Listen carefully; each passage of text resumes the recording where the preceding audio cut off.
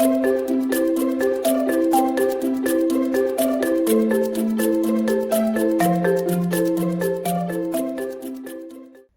name is Beth Smith and I'm a researcher at the Institute of Zoology at the Zoological Society of London.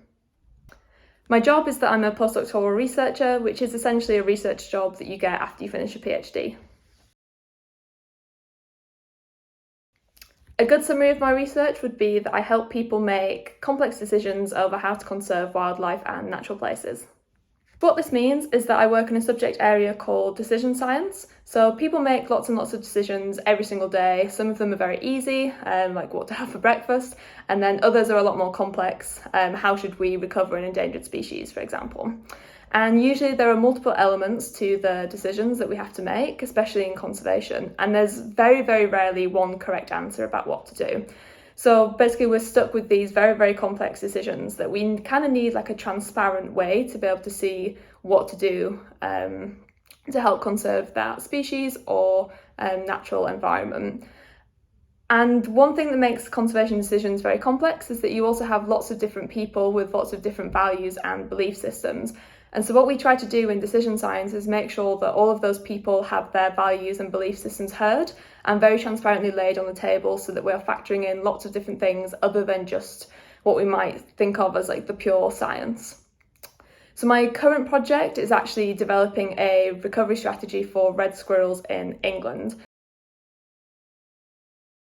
A typical day at work for me is actually spent doing desk-based research. So this means that I spend a lot of time in my office looking at the literature and the scientific information that's already out there, pulling all of that together and using that information to inform the decisions that we take, as well as to inform the population models that we are building. So when we are running these population models, we're essentially saying, if we do all these different actions, how many red squirrels are left and where are they left, or where are they increasing in England based on the actions that we're taking. So I spend a lot of time reading the scientific literature and running code, so doing a lot of coding as well. And then the other half of my job is the people-focused element of it. So I spend a lot of time facilitating workshops and online meetings and in-person meetings.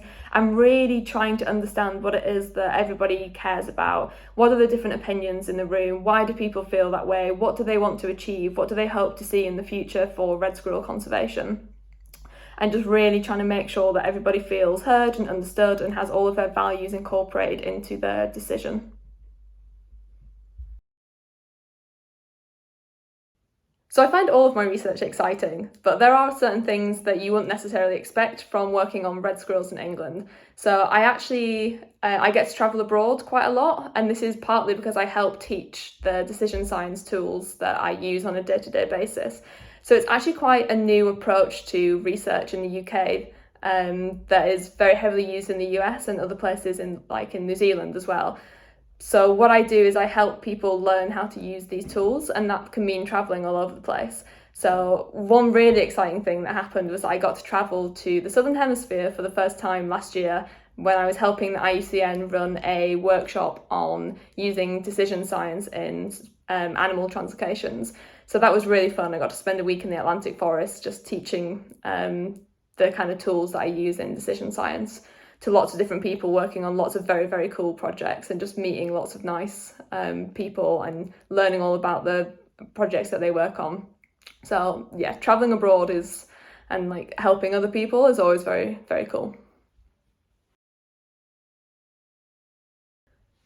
My career path into this role was actually pretty academic. So I studied natural sciences at the University of Cambridge for my undergraduate degree, and I followed that up with a master's in ecology, evolution and conservation at Imperial College London.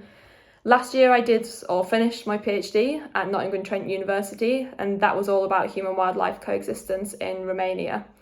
And between all of my degrees, I did work as a research assistant on lots of different projects in many different countries, just so I could get a feel of working in different environments and with different species to understand what it is that I wanted to really work on in the future.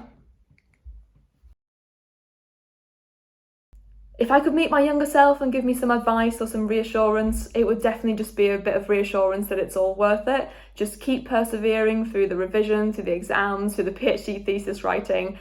There's a really cool job at the end of it, and you're going to get to work on actual, real life conservation and bring species back from the brink of extinction, which is what we probably all hope for in this field. So yeah, just keep going. It's worth it.